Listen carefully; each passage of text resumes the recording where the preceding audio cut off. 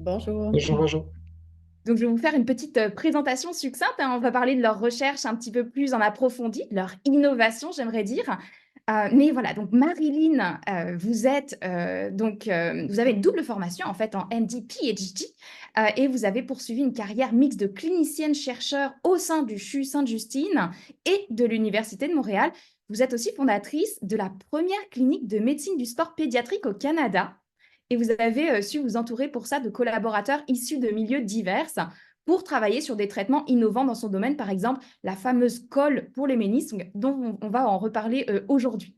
Vous êtes aussi directrice de recherche et vous rayonnez sur les médias sociaux. Vous avez une grande panoplie de compétences, notamment avec une présence personnelle et et avec une plateforme éducative pour les jeunes sportifs financée par les fonds de recherche du Québec. Julien, pour votre part, donc vous êtes analyste de performance, vous êtes détenteur de plusieurs diplômes, hein, diplôme en génie mécanique, maîtrise en technologie de la santé, doctorat en génie biomécanique, et vous avez développé au fil des années une expertise en analyse de la biomécanique et des mouvements humains, en traitement des signaux de centrales inertielles et en modélisation musculo-squelettique. Beaucoup de noms à bien prononcer. Merci beaucoup. Il est passionné, donc vous êtes passionné par le développement de nouveaux outils d'évaluation de la performance des athlètes et du suivi de la charge des entraînements. Vous êtes chercheur à l'École de technologie supérieure et vous enseignez aussi bien la conception mécanique que l'anatomie et la physiologie humaine. Et en plus de ça, ça fait plus de 10 ans que vous faites du judo et vous pratiquez régulièrement la course, l'escalade et le badminton. Donc voilà pour une présentation succincte de nos deux invités. Vos expertises, hein, Marilyn et Julien, vont nous permettre aujourd'hui d'explorer des questions qu'on s'est précédemment posées. Et nous allons ainsi aborder donc, pendant les 45 minutes prochaines le sujet suivant, comment les innovations en génie peuvent aider les athlètes à améliorer leur performance, mais aussi, en cas de blessure, comment elles peuvent les aider à se rétablir. Et les 15 dernières minutes du webinaire seront consacrées aux questions du public. Donc, pour commencer, maintenant qu'on a mis la table, on peut peut-être présenter vos pratiques respectives, mais un petit peu plus en détail, puis en donner le contexte. Donc, je vais commencer par Julien. Julien, est-ce que vous pourriez me décrire votre activité d'analyste de performance et son contexte, son utilité? Oui, tout à fait. Alors, j'ai commencé en tant qu'analyste de performance après mes études postdoctorales. J'ai travaillé juste pour la parenthèse une dizaine d'années dans le milieu de la recherche en clinique orthopédique. Puis après, j'ai migré vers le sport parce que j'en ai toujours pratiqué. C'est quelque chose qui m'a toujours passionné. Et on m'a donné, dès que je suis arrivé à l'Institut national du sport du Québec, donc au stade olympique, qui est malheureusement fermé pour quelques mois, vous avez vu ça dans la presse ce matin, ce qui est très embêtant pour les Jeux qui s'en viennent d'ailleurs pour plusieurs athlètes. Donc, on m'a donné des mandats pour aller répondre à des besoins spécifiques exprimés soit par les athlètes, soit par les entraîneurs. Et un des premiers mandats que j'ai eu, c'était de travailler avec l'équipe de paranatation canadienne pour aller mesurer directement dans l'eau leur gestuelle de la manière la plus précise possible. Donc, on a développé des outils qui sont basés sur des centrales inertielles. Donc, une centrale inertielle, c'est quoi?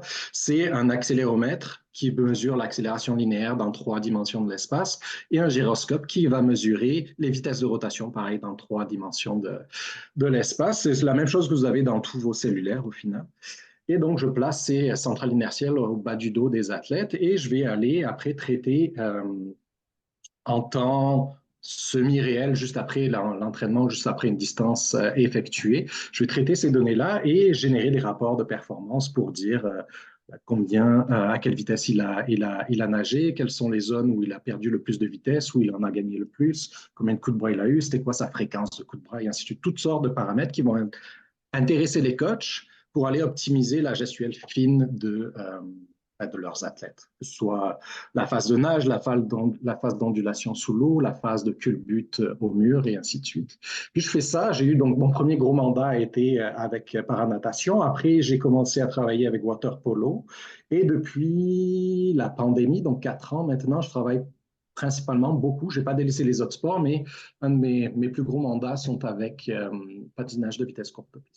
Donc, la même chose, je travaille avec des petites centrales inertielles, je place dans le bas du dos souvent parce que c'est proche du centre de gravité et je vais découper de manière automatique chacune des coups de patin, puis on va aller essayer d'optimiser chacun de ces gestes-là.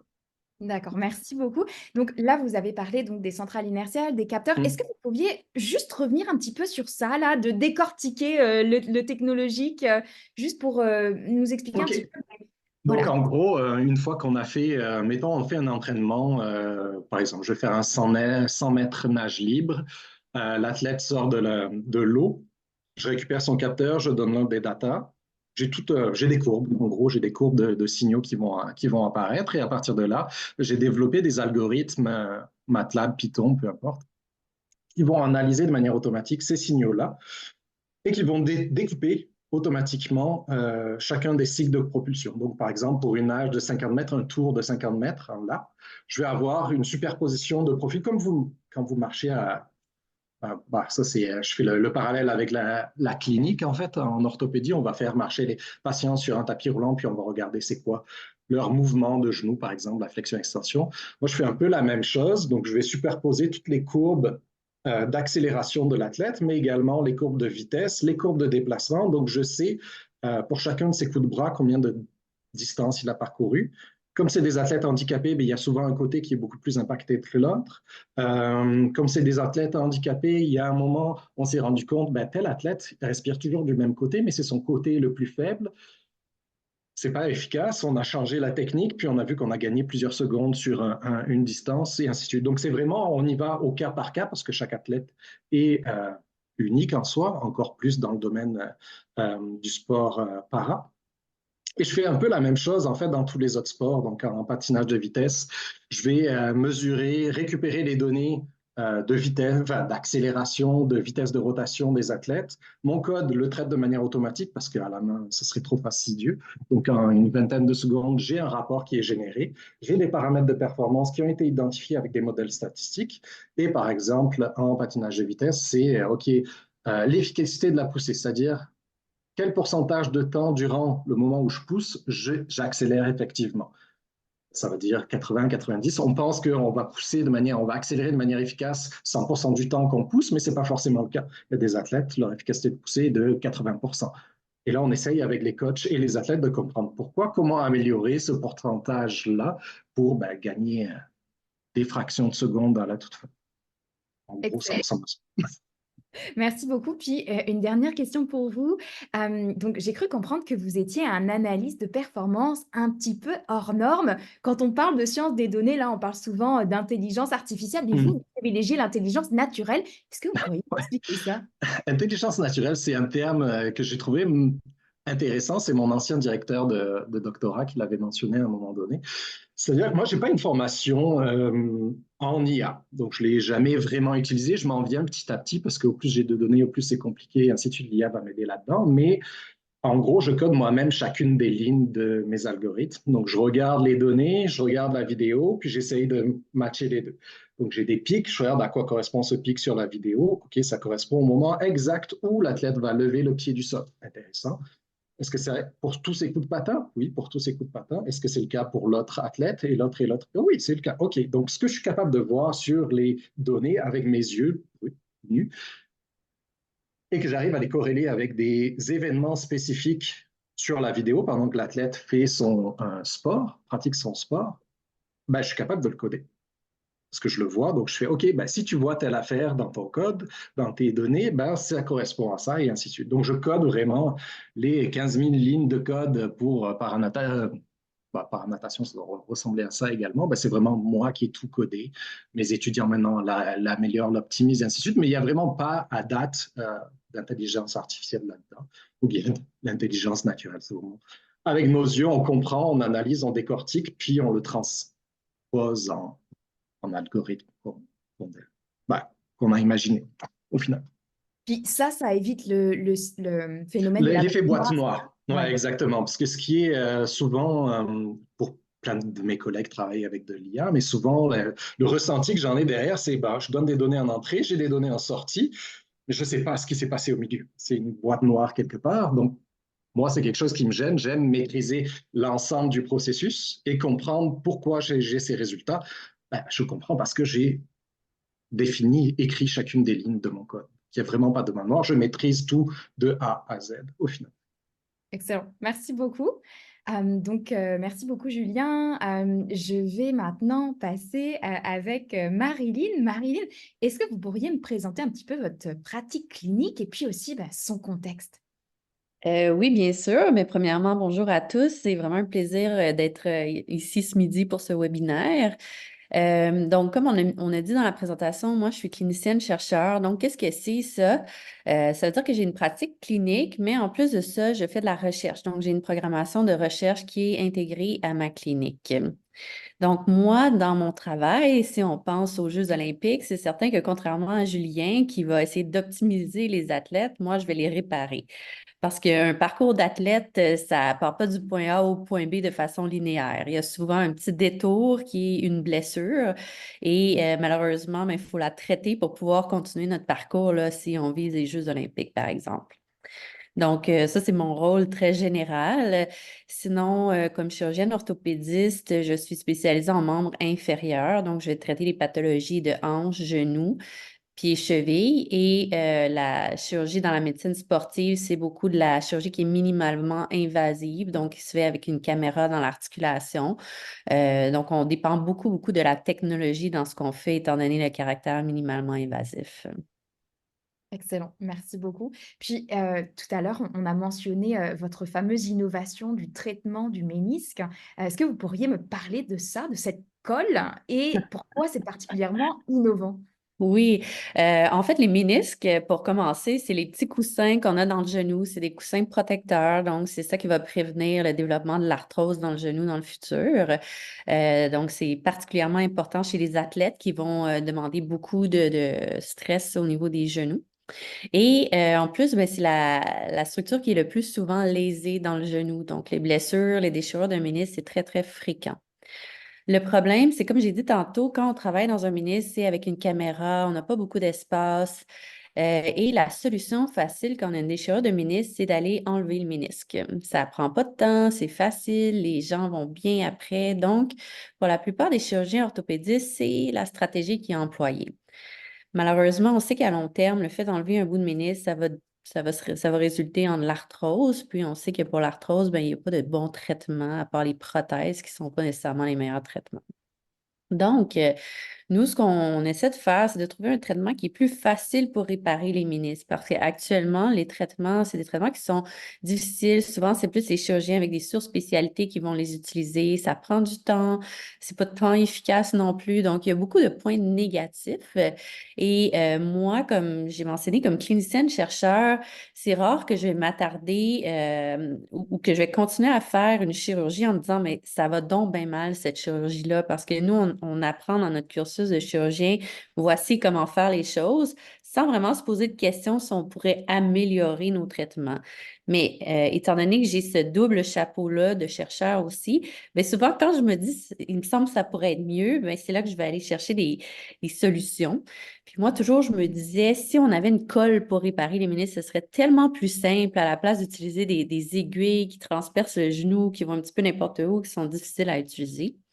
Donc, à partir de là, j'ai cherché autour de moi, grâce entre autres là, à Sainte-Justine, à l'Institut Transmedtech, bref, de trouver des ingénieurs pour m'aider dans cette quête-là, de trouver une colle qui pourrait servir à réparer les ménisques.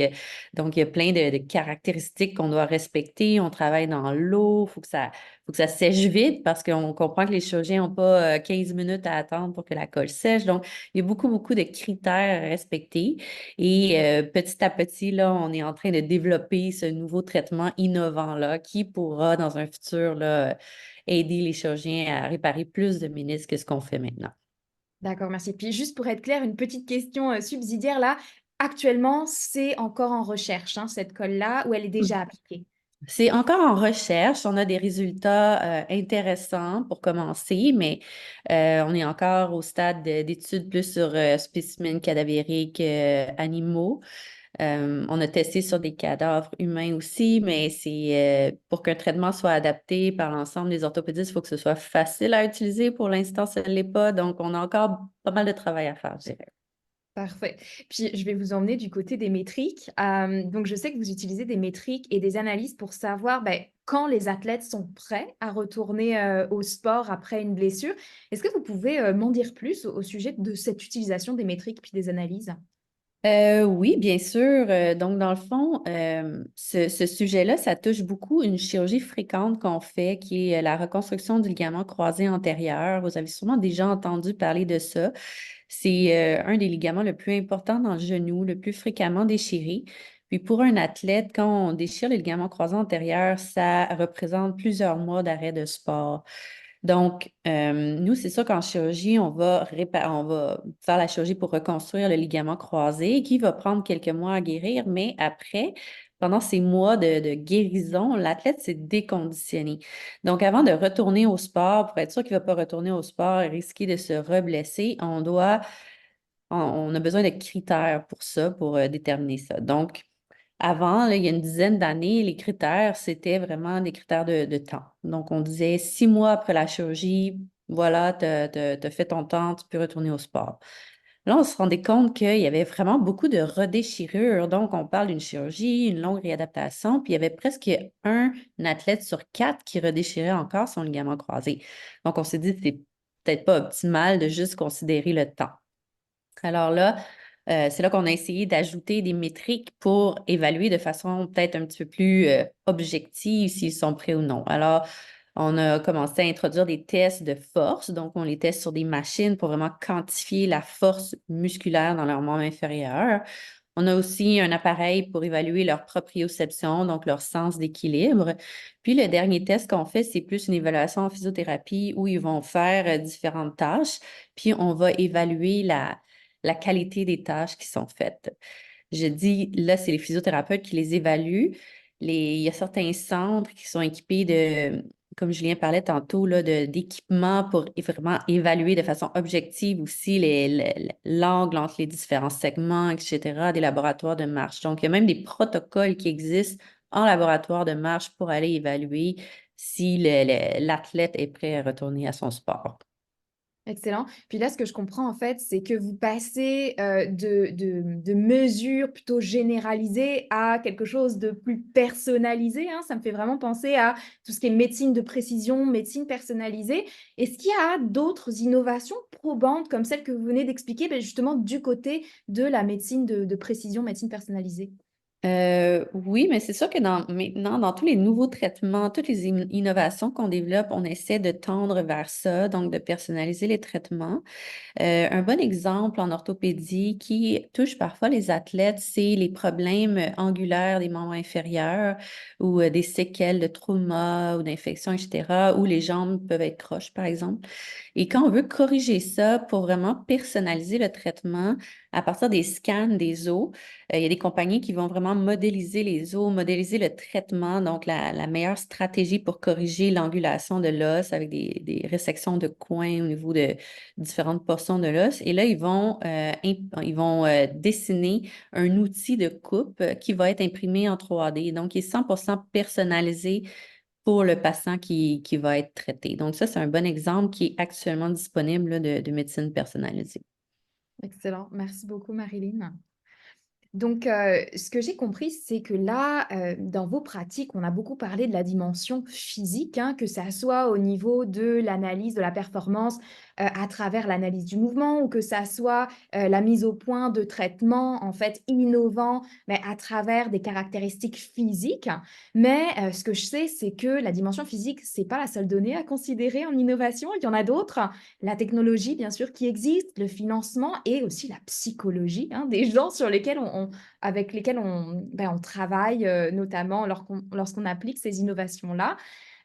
Julien, est-ce que vous pourriez m'expliquer comment ces différentes dimensions, hein, technologiques, financement, psychologique, peuvent être un frein à l'innovation dans votre domaine?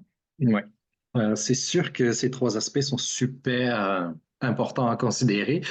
Tout d'abord, l'aspect technologique, ben, il faut savoir que pour la majorité des sports olympiques amateurs de haut niveau, il n'existe pas vraiment d'outils adaptés à ces sports-là. Quand je suis arrivé, j'ai commencé à travailler avec water polo. Encore aujourd'hui, il n'existe pas vraiment d'outils pour mesurer directement sur le terrain ta performance à faire ton mouvement de egg beater, donc de rétropédalage, ta performance en tant que gardien, ou monitorer ta charge d'entraînement, à quel point tu t'entraînes fort, pas fort, combien de temps tu te reposes, et ainsi de suite. Il n'y a pas vraiment d'outils dédiés à ça. Donc, il faut les développer, ces outils-là. Il n'en existait pas non plus pour le patinage de vitesse. En natation, il y a plus d'outils qui existaient, mais pas comme ceux que j'ai développés. J'étais un des premiers à valider dans un des derniers articles la, la distance parcourue par chaque coup de bras à l'aide d'un petit accéléromètre. Là. Donc, ces outils-là n'existent pas forcément. Il faut les développer. Ça prend du temps. Donc, tout ce qui prend du temps prend de l'argent également et des ressources humaines. Donc là, on arrive au deuxième point. Donc, la technologie n'existe pas forcément, n'est pas adaptée pour les sports. Il faut créer, développer, innover pour obtenir ces nouveaux outils-là. Et donc, pour innover, ça prend généralement du financement. Et ce financement-là n'est pas toujours facile à trouver. Donc, en tant que chercheur, professeur à l'ETS, j'ai accès maintenant à différentes sources de financement. Mais bon, il faut faire des demandes de financement, ça prend du temps, plusieurs mois d'évaluation. Je viens juste de recevoir une réponse positive là, il y a quelques jours. J'ai eu 150 000 là, sur 5 ans pour financer mes recherches en patinage de vitesse courte piste principalement. Donc, on a un petit peu un certain montant, mais tu sais, 50 000, ça va se dépenser très vite. Là. C'est 30 000 par an. C'est un étudiant au doctorat plus quelques petits matériels à droite à gauche. Donc, ça se dépense très vite au final. Donc, ça, c'est une des manières d'aller chercher de l'argent. Après, il y a l'argent disponible directement par les équipes, les fédérations sportives. Mais même à ça, tu sais, eux, ils sont financés généralement principalement du gouvernement fédéral. Ce n'est pas toutes les fédérations qui reçoivent le même montant d'argent parce que ce montant d'argent dépend de la chance que tu vas avoir d'obtenir une médaille au prochain jeu. Donc, par exemple, mes collègues chez Estrim Canada avec qui je travaille, ils n'ont pas de financement actuellement. Donc, quand les athlètes se déplacent, ils payent de leur poche la plupart du temps. Donc, il y a beaucoup, beaucoup d'enjeux là-dessus. Là, on demande de plus en plus aux fédérations sportives canadiennes de faire plus avec moins d'argent. Donc, chaque année, ils ont des coupures. Et malheureusement, moi, en tant qu'analyste de performance, je suis souvent en première ligne de la coupe. Parce qu'il y a plus d'argent, moins d'argent, on va couper l'analyse de performance, on garde de l'argent pour les coachs, pour les déplacements, les championnats, pour les médecins, pour les physiothérapeutes et ainsi de suite. Puis moi, j'ai la chance maintenant d'avoir le statut de professeur, donc je suis payé pour faire cette recherche, donc je continue à fournir des services, entre guillemets, d'analyse de perf, mais c'est pas évident. Donc, le financement est très complexe. Il y a différents leviers, là, mais c'est toujours un enjeu. Puis après, il y a tout l'aspect psychologique, comme tu mentionnais tout à l'heure. J'ai travaillé, comme je l'ai dit, une dizaine d'années dans le domaine de la chirurgie orthopédique, changer la mentalité, l'approche, Marilyn l'a mentionné tantôt, d'un chirurgien, c'est long, ça prend du temps, et puis il faut des preuves. C'est exactement la même chose avec les entraîneurs. Donc, les entraîneurs, il faut leur montrer que ce que tu développes, même si le besoin vient de même si c'est eux qui expriment un besoin, j'aimerais que tu développes tel outil, il faut que tu montres que cet outil-là a une utilité concrète et va impacter positivement les performances des athlètes. Donc, il y a tout cet aspect-là, il faut travailler longtemps. Il y a tout l'aspect de barrière technologique. Aujourd'hui, j'ai des outils qui existent, qui sont performants, qui sont valides en patinage de vitesse, mais là, il y a encore quelques petits freins financiers, temporels, humains. Donc, ça prend des gens pour analyser ces données-là. C'est complexe.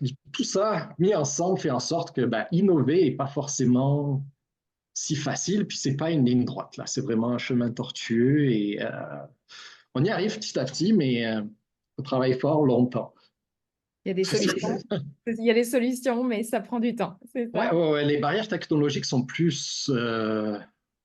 au final, j'ai développé en X années, X mois de travail des outils qui sont probants. On a publié 2 articles là-dessus, en patinage de vitesse en particulier. Ça marche, c'est prouvé scientifiquement. On est capable d'aller chercher des indices de performance qui sont reliés directement au temps que tu prends pour faire un tour. C'est ta performance, bien, tu vas aller le plus vite possible. Mais l'appliquer à tous les jours est un enjeu encore plus grand à surmonter au final. Mmh. Puis parfois, je sais que le psychologique peut être justement un vecteur d'innovation, hein. Marilyn, est-ce que vous pourriez d'ailleurs me raconter ça là, l'impact du psychologique sur votre pratique et comment vous avez remédié au problème en innovant justement? Oui, mais en fait, ça fait un peu la suite d'une question de quelque chose qu'on a parlé tantôt là, sur les tests de retour au sport. J'ai dit qu'on avait implanté plusieurs métriques pour personnaliser l'évaluation, pour voir si l'athlète est prêt à retourner au sport. Mais malgré tout, on se rend compte qu'il y a quand même beaucoup de reblessures malgré ces tests-là. Puis là, la nouvelle tendance actuelle, c'est que c'est probablement secondaire à l'aspect psychologique. Donc, quand un athlète se blesse, c'est un stress. Ça fait en sorte qu'ils ont un stress post-traumatique, surtout si c'est suivi de plusieurs mois d'arrêt, de réadaptation physique. Quand ils retournent sur le terrain ou quand ils retournent sur le lieu où ils se sont blessés, souvent en situation d'entraînement, parfois le psychologique est pas prêt et pas là, puis ça pourrait faire en sorte qu'ils se reblessent plus.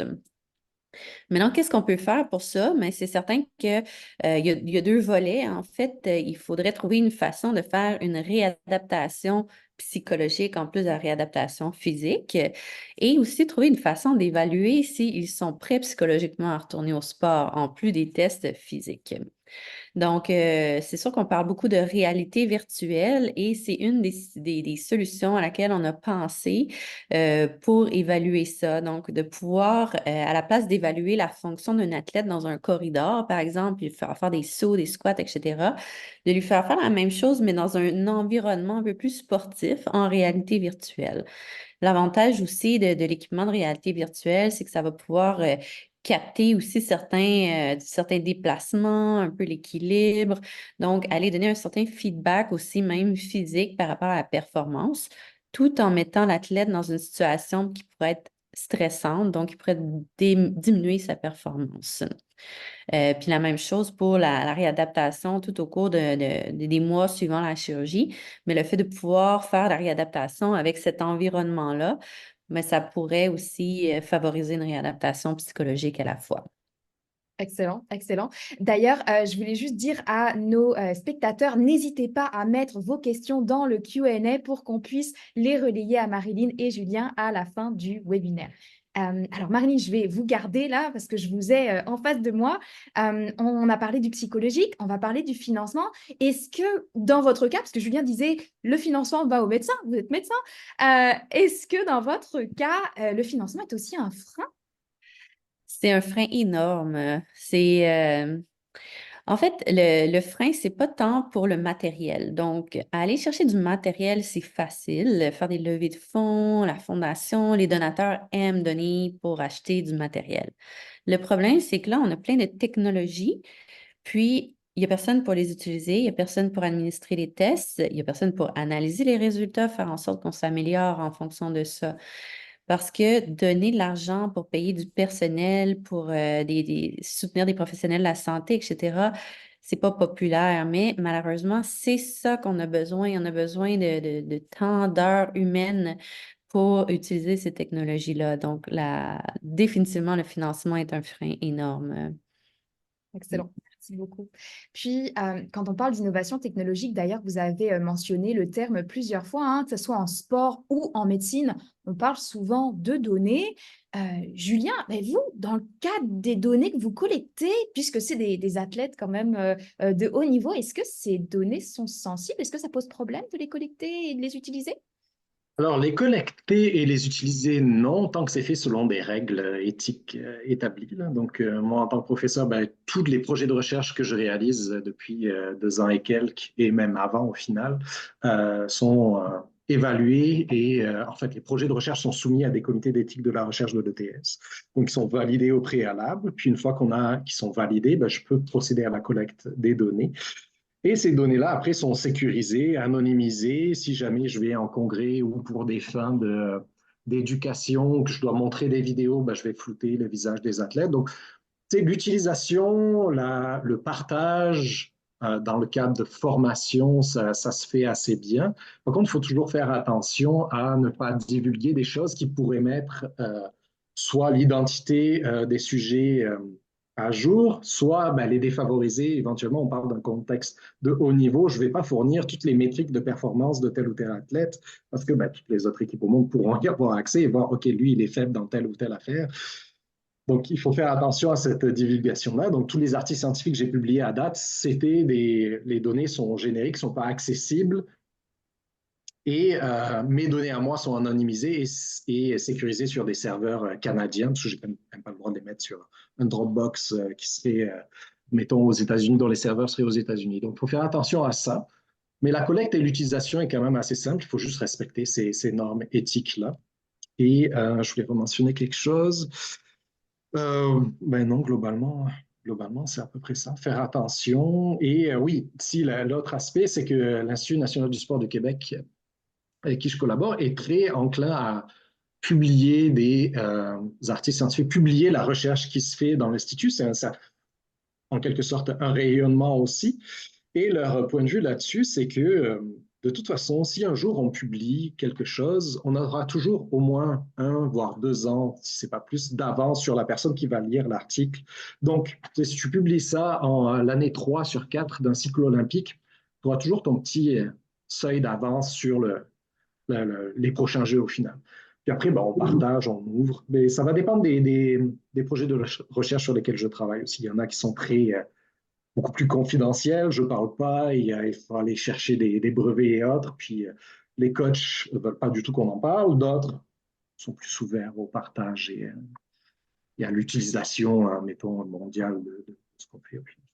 Excellent, merci beaucoup. Puis vous, Marilyn, est-ce que dans votre pratique, il y a des enjeux au niveau des données?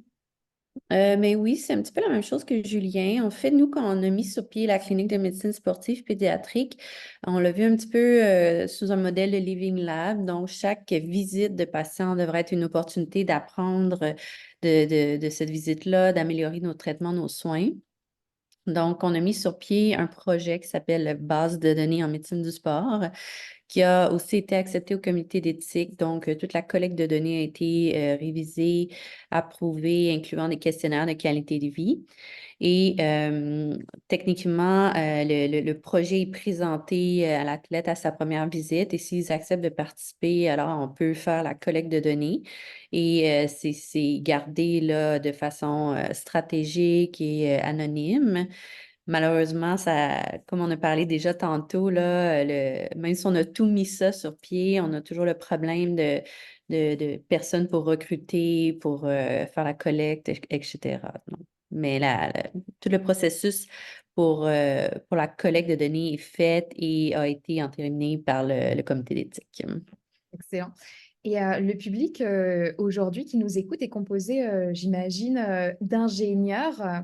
Ils sont intéressés à apprendre plus sur les opportunités puis les enjeux des innovations en génie pour soutenir la performance humaine. Julien, quels conseils vous donneriez aux ingénieurs ici présents qui sont intéressés par votre pratique? C'est une bonne question. Je pense, premièrement, ça prend à être passionné par le sport de manière générale, là, puis avoir une expérience. Si vous avez une expérience de plus ou moins haut niveau dans le sport, ça peut toujours être intéressant également. Comme ça, vous connaissez l'écosystème sportif québécois / canadien. C'est toujours un atout. Après, ça prend, selon moi, un diplôme collégial, enfin, un diplôme baccalauréat, quelqu'un kinésio. Parce que la science du sport est très large. Là. Il y a plein comment dire, de spécialistes différents, des préparateurs mentaux, des nutritionnistes, des physiothérapeutes, des physiologistes, des biomécaniciens comme moi. J'étais néanmoins le premier ingénieur biomécanicien biomécanique à être embauché à l'Institut national du sport du Québec. Mais ça prend des études supérieures quand même. Tous mes collègues, minimalement dans le département des sciences, ont au moins une maîtrise et la plupart, je dirais 80% d'entre eux, ont un doctorat. Donc, ça prend des études supérieures pour pouvoir mener à bien toutes les recherches dont on parle depuis le début avec Marilyn. Savoir comment les financements fonctionnent, comment mener à bien de manière responsable et cohérente d'un point de vue scientifique des projets de recherche. Donc, ça prend des études supérieures. Une passion et une formation supérieure, minimalement, je dirais, une maîtrise pour connaître plein de monde, ingénieurs qui travaillent dans le domaine de la santé, pas forcément reliés au sport directement. Ils ont tous au moins une maîtrise, je dirais. C'est bien noté. Et vous, Marilyn, est-ce que vous auriez des conseils, des remarques pour les ingénieurs dans le public? Ben, en fait, je pense que ce qui est important de comprendre, c'est de bien être au fait du processus, là. C'est bien d'avoir une idée, mais c'est pas tout, hein. Après l'idée, il y a un long processus qui va suivre ça. Donc, trouver des collaborateurs. Deuxièmement, il faut faire un projet pilote pour faire une preuve de concept que notre idée fonctionne. Donc, ça prend souvent des petits financements. Ensuite, quand on a fait la preuve de concept, il faut aller chercher les plus gros financements pour vraiment démontrer que ça fonctionne. Puis après ça, il y a tout ce qu'on appelle le parcours réglementaire, là, que peut-être vous connaissez même plus que moi, qui fait quand même peur, là, surtout dans le développement de l'innovation, là, que ce soit des traitements chirurgicaux, tout ça, c'est quand même assez complexe. Donc, il faut juste bien être au fait là, de ce que ça représente, en fait, l'innovation en santé. Là. Ça peut être parfois assez intense et long. Merci. Alors, on s'achemine vers la fin de mes questions, hein. J'en ai encore une à vous poser à l'un et à l'autre. C'est ce que j'appelle ma question baguette magique. Ce que j'ai compris, c'est qu'en tant que chercheur, là, les solutions que vous mettez au point l'un comme l'autre sont encore au stade de l'expérimentation. Alors, ma question baguette magique, c'est la suivante. Donc, Julien, si vous aviez une baguette magique, en tant qu'analyse de performance, qu'est-ce que vous feriez apparaître? Ah, c'est une bonne question. Peut-être des financements infinis et du personnel à la demande. Ça, ce serait génial. Comme Marilyn a dit, oui, le financement pour du matériel, ça se trouve. Et des personnes pour analyser et les fonds pour les payer, c'est plus compliqué, généralement. Donc, ce serait première baguette magique, là, un don de quelques millions serait incroyable. Puis deuxièmement, c'est plus dans ma pratique. J'aimerais à plus long terme, avoir des modèles personnalisés à chacun des athlètes, modèles musculo-squelettiques complets. Donc, ça en armature squelettique, ses muscles, ses tendons, ligaments et autres, au complet pour aller optimiser chacun de ces gestes. Tu sais, mettons, position de départ en patinage de vitesse. Comment je te positionne pour optimiser, maximiser le couple articulaire, la puissance musculaire pour aller gagner. Ça se joue des fois à 1 millième de seconde. Là. Dernier Coupe du Monde, ils n'ont pas été capables de départager les deux premières positions parce qu'elles étaient en dedans de 1 millième de seconde, donc elles ont donné 2 médailles d'or. Donc ça se joue vraiment à pas grand-chose. Donc créer ces modèles-là personnalisés pour optimiser la performance et pour, tu sais, ça rejoindrait un peu ce que Marilyn fait. Petit à petit, je vais m'enligner, là je suis vraiment optimisation performance, mais je vais m'enligner, pardon, vers comment je peux réduire les troubles musculo-squelettiques et les blessures potentielles. Parce qu'il y en a dans tous les sports avec lesquels tous les athlètes avec lesquels je travaille, peu importe le sport. Il y en a qui sont plus à risque que d'autres, mais comment minimiser ces blessures-là et comment m'assurer que, ben, comme elle a dit tout à l'heure, Marilyn, comment m'assurer que cet athlète-là est apte à retourner sur le terrain au final. Excellent. Puis aussi l'adoption, hein, finalement, par les coachs de vos solutions, Non, mais si j'avais bien une baguette évidemment. magique, c'est un outil parfait, personnalisé, que tu rentres ça, on optimise tout. Aujourd'hui, telle affaire en entrée, ah, il est apte à retourner au Parfait. travail. Au final, c'est incroyable. Et puis vous, Marilyn, si on pouvait exaucer votre vœu le plus cher, ça serait quoi? Ben, comme Julien, ce serait d'avoir de l'argent à l'infini pour la recherche.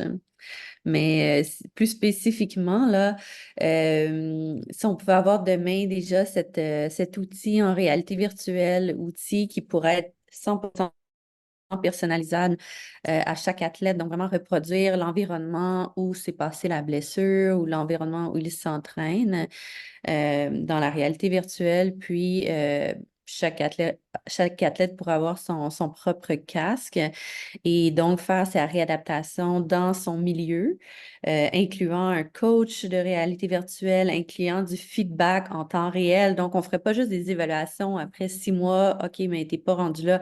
Ce serait vraiment plus régulier dans la réadaptation en temps réel. Donc, savoir où on est rendu, puis ça aussi, ça va motiver les athlètes là, à progresser. Donc, d'avoir ça, un outil en réalité virtuelle là, qui est vraiment très personnalisé et de bonne qualité, parce qu'on sait que c'est au départ, là, les logiciels ne sont pas nécessairement très réels, même si c'est la réalité virtuelle, mais de l'avoir de plus en plus là, réel et personnalisé. Excellent, merci beaucoup. Ça fait un petit peu le tour de mes questions à moi. Ce que je vous propose maintenant, c'est d'ouvrir aux questions du public. Alors, ce que j'ai vu, c'est qu'on était plus de 260 personnes à suivre ce webinaire. On ne sait pas si on va pouvoir traiter 260 questions, mais je vous propose de commencer avec celles qui ont popé dans le chat et je vais me faire la voix de ces personnes-là. Donc, on a une première question de Jonathan pour Marilyn qui dit, donc, on parle de correction des lésions en médecine personnalisée, mais est-ce que vos travaux permettent également d'anticiper, voire de prévenir les problèmes physiques pour les athlètes? Euh, Je ne sais pas si on parle ici de prévenir les blessures, là, comme Julien l'a légèrement abordé, là. En termes de prévention, moi, ce que je fais en ce moment, c'est sûr que c'est juste du traitement, mais la prévention fait partie des axes de la clinique de médecine du sport. Donc, c'est certain que nous, et dans un futur peut-être lointain, mais ça fait définitivement partie des axes on veut aborder parce que la plupart des blessures de médecine sportive peuvent être prévenues si c'est bien pris en charge, si on a développé des protocoles adéquats pour ça. Peut-être que ça pourrait être par des appareillages, des orthèses, etc. Mais il y a beaucoup, beaucoup de travail qui doit être fait dans ce sens-là. Et pour l'instant, j'ai un projet de recherche qui vise un peu la prévention des reblessures, mais mes recherches en ce moment, c'est vraiment plus dans le traitement actuellement. Excellent, merci beaucoup. Une autre question, cette fois, je pense, pour Julien de Nicolas. Est-ce que les organisations sportives internationales, par exemple World Aquatics ou FIS, offrent du financement pour les recherches en performance? C'est une très bonne question. Très, très bonne question. À ma connaissance, non, mais tu sais, je ne connais pas tous les moyens de financement possibles et imaginables. Au Canada, ce qui fonctionnait le plus, c'était On the Podium, OTP, qui finançait des projets de recherche ayant pour but d'augmenter les chances de médailles aux grands jeux panaméricains et Jeux olympiques et autres. Mais malheureusement, tu vois, cette année, ils ont coupé 100% des fonds. Il n'y a plus aucun fonds de recherche disponible cette année de la part de On the Podium. Donc, est-ce que les grandes fédérations, probablement, éventuellement, mais je n'ai pas ouï dire de ça. Donc, il faudrait que je me renseigne potentiellement. Et peut-être que les grands sports professionnels de ce monde offrent des subventions comme la FIFA ou autre. Ça se peut qu'ils ont des millions, voire des milliards. Ça se peut qu'ils offrent ce genre de possibilités-là, mais ce n'est pas des sports avec lesquels je travaille actuellement. Mais c'est une bonne question. Par contre, ce qu'il y a d'intéressant, je rebondis très rapidement, là, c'est que le World Aquatics vient d'autoriser il y a quelques mois, 6 mois, un an, gros maximum, l'utilisation de wearables, donc de capteurs, lors des compétitions.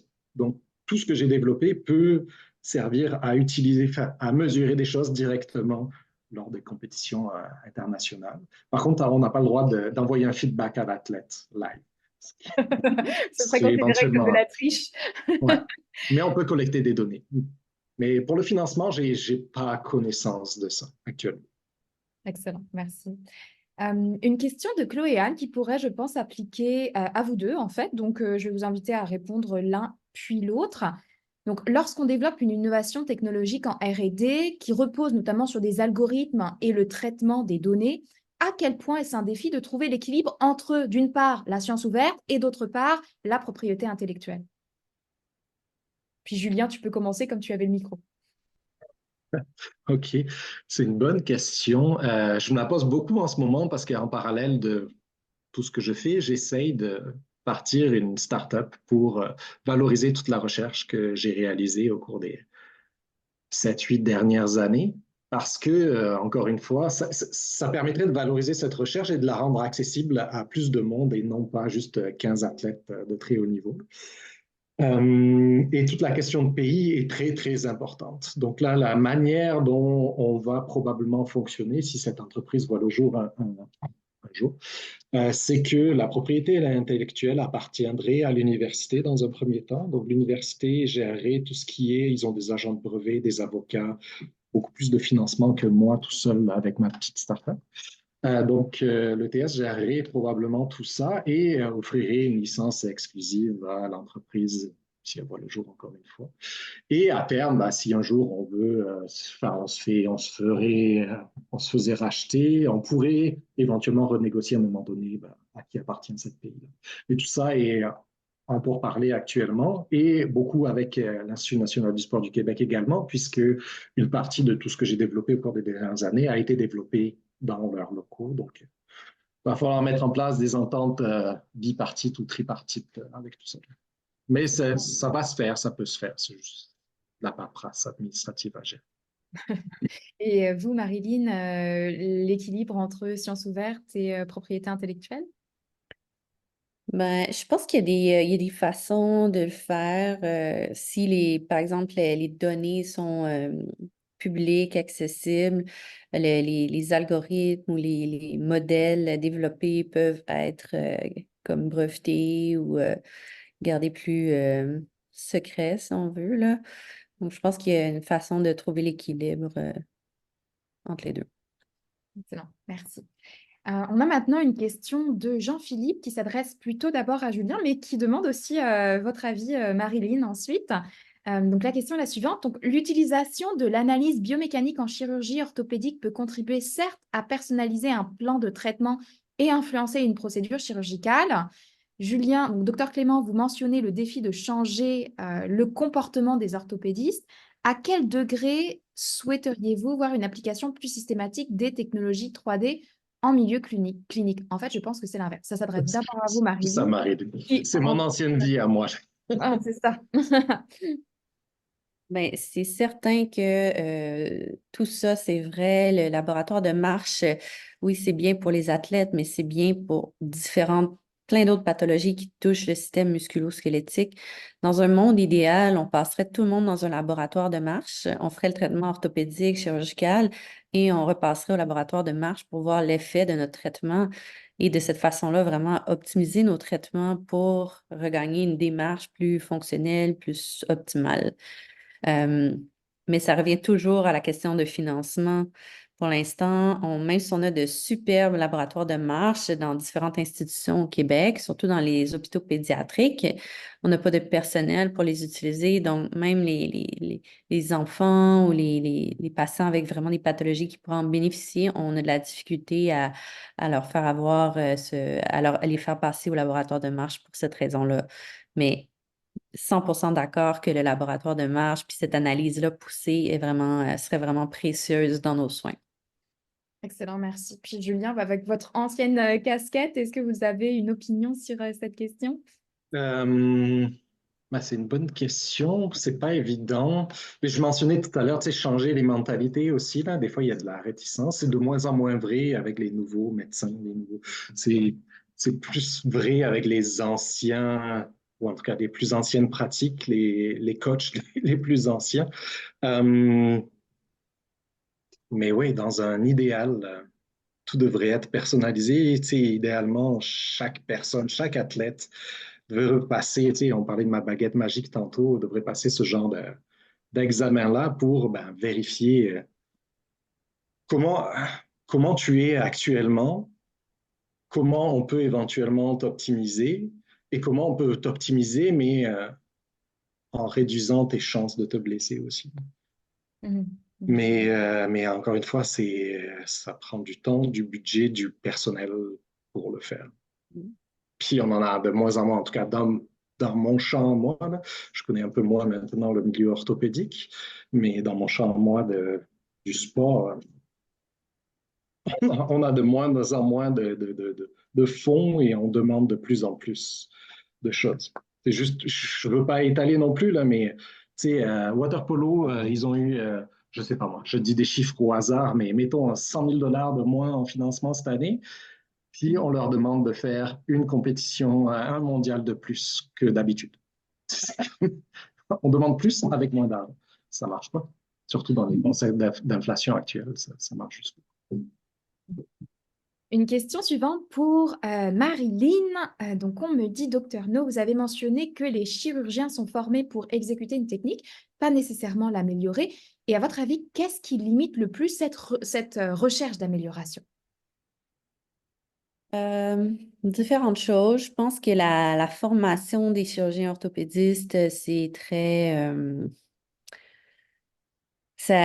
on essaie d'inclure la recherche à la formation pour essayer justement d'avoir cette ouverture d'esprit-là, mais une fois qu'on est en pratique, on devient vraiment dans notre milieu fermé, puis on rentre dans une routine, puis il y a beaucoup on doit performer dans une journée de bloc opératoire, on peut pas comme s'arrêter à réfléchir, puis faut vraiment enchaîner les cas un après l'autre. Donc, quand on a une routine, quand on a nos petites habitudes, mais on continue à le faire de cette façon-là. Donc, si on est habitué à faire 10 mini-sectomies, donc 10 ministres qu'on enlève dans la journée, ben ça, c'est notre routine, puis on continue à faire ça, puis on se pose pas la question, ça serait le fun d'avoir une façon de les réparer, ces ministres-là, parce que c'est comme si on est passé à autre chose, puis on se pose plus de questions. Puis pourquoi il n'y a pas beaucoup de gens qui font comme ce que moi je fais, là, qui sont cliniciens-chercheurs, c'est parce que c'est beaucoup de travail.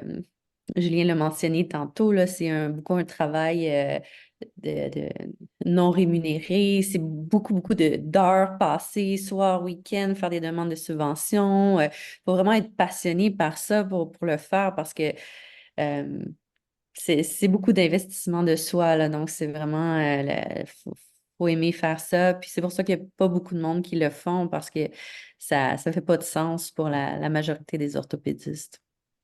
Excellent, merci beaucoup. Une question, je pense, pour Julien de Mélissa. Est-ce qu'il y a un ou des domaines d'expertise dans lesquels le fait de combler l'écart entre le niveau désiré et l'état actuel des connaissances aurait un potentiel d'impact déterminant sur la performance des athlètes canadiens dans certaines disciplines, par exemple dans une optique d'optimisation du financement limité? Oh. C'était complexe comme question. Répète le début, s'il te plaît. Oui. Est-ce qu'il y a un Hein? ou des domaines d'expertise dans Ouais. lequel le fait de combler l'écart entre le niveau désiré et l'état actuel des connaissances Oh, aurait un potentiel d'impact déterminant sur Hmm. la performance des athlètes canadiens dans certaines disciplines? Ah, je pense que dans tous les domaines, il y a des gaps à aller remplir, là, sincèrement. Peu importe le domaine d'expertise, comme je disais, il y a plein d'experts, physio, nutrition, tout ça, mais tous, il y a des gaps à aller chercher. Moi, dans mon domaine plus biomécanique, sincèrement, la plupart des sports amateurs de haut niveau avec lesquels je travaille, quand tu regardes la littérature scientifique, il n'y a rien, quoi. J'ai fait des projets pilotes en judo pour monitorer la charge, jamais rien n'a été publié là-dessus. La biomécanique pure du judo, 3 articles scientifiques dessus, j'exagère, mais je ne suis pas très loin de la vérité. En escalade de vitesse avec qui je travaille, j'ai fait un recensement d'articles. Il y en a une poignée, une vingtaine, gros maximum. Quand tu regardes, moi je travaille plus avec une population juvénile, il n'y a rien, il y a 0 publication là-dessus. Euh, En patinage de vitesse, j'ai fait une revue, j'ai lu une centaine d'articles là, justement pour mes demandes de subvention. Pour le courte piste, spécifiquement pour de la performance, de la biomécanique ou matériel et autres, il y a probablement 15 articles. C'est rien, c'est rien. Il y a des gaps de partout. Donc, selon moi, peu importe ce qui te passionne, l'AI, la VR, la nutrition, la préparation mentale, la biomécanique, il y a des gaps partout à combler, sincèrement. Donc, je reste vague, je sais, là, mais c'est la réalité aujourd'hui. Pour Parfait. plein de sports sous-représentés ou sous-analysés. Si tu enlèves les sports professionnels, tu sais, soccer, football américain, baseball, basketball, ce genre-là qui génèrent des millions, des milliards, les autres, j'exagère puis je généralise, je sais là, mais il y a plein de sports dans lesquels il y a très très peu d'études et donc des gaps énormes dans la connaissance même de la technique ou de la gestuelle de la biomécanique. D'accord. Puis j'ai une dernière question parce que le temps file. Une question de Jonathan. Est-ce que vous avez le sentiment que la recherche profite à tous les athlètes ou plutôt que la compétition dans le sport en limite la portée dans le contexte des JO?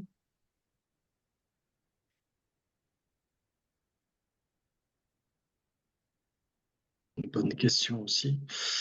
Euh, Est-ce que la compétition limite, c'était quoi le début de la question?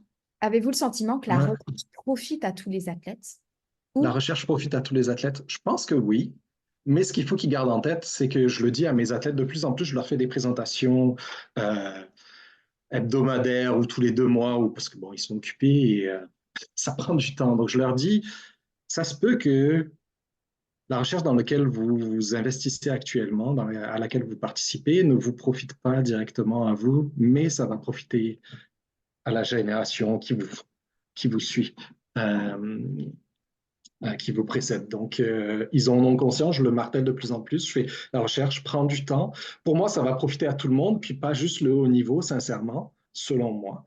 Euh, mais ça prend du temps. Puis les compétitions ou les Jeux olympiques vont pas limiter ça. Justement, c'est plus souvent un déclencheur. Par exemple, les Jeux à Paris, le gouvernement français a libéré des centaines de millions pour la recherche de pointe dans plein de sports différents. Le gros problème de ça, c'est il y a un gros gap. Tout d'un coup, il y a plein de recherches qui font, plein de fonds disponibles. Puis une fois que les Jeux seront finis, ça va D'accord. redescendre, ça va disparaître. Puis souvent, des projets super intéressants vont juste tomber à plat tout d'un coup parce qu'il y aura plus de fonds, plus de personnel, plus d'intérêt immédiat. Ça, c'est plus politique qu'autre chose. La même chose était arrivée lors des Jeux à Vancouver. On avait des technologies il y a 10 ans super intéressantes pour le patin qui ont disparu du jour au lendemain. Mm. Peut-être juste un dernier point aussi, il y a, il y a quand même une volonté de vulgarisation scientifique qui se passe, puis ça, ce que ça fait, c'est vraiment pour éduquer cette population-là, éduquer les athlètes, qu'est-ce que c'est leur corps, comment ils vont se blesser, quoi faire quand on commence à sentir une petite douleur, c'est pas juste de travailler dans la douleur. Je pense que l'éducation, ça passe par la recherche aussi, donc de vraiment faire la vulgarisation scientifique. Moi, je pense que c'est aussi la clé pour profiter à tout le monde. Donc, un athlète qui est informé, je pense que c'est un athlète qui va moins se blesser, potentiellement mieux performer aussi. Donc, de cette façon-là, je pense que la recherche peut bénéficier à tous les athlètes. Excellent, excellent mot de fin. Merci beaucoup à tous les deux, hein, d'avoir partagé.